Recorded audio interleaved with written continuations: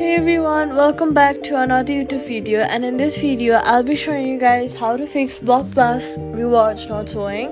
If rewards like daily bonuses or level competition prizes aren't appearing, it's usually a sync issue. First, swipe up from the bottom of your screen, find Block Plus, swipe it away, then reopen it to refresh your data. After that, check your internet connection. Weak or unstable network can prevent rewards from not loading, so make sure you're connected to a stable Wi-Fi so the app operates smoothly.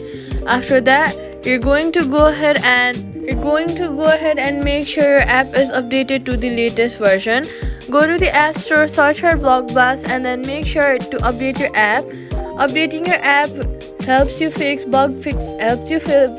bugs, so make sure to update it. Old versions sometimes fail to sync rewards.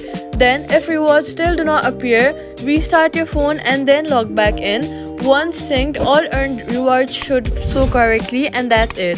Subscribe for more quick fixes.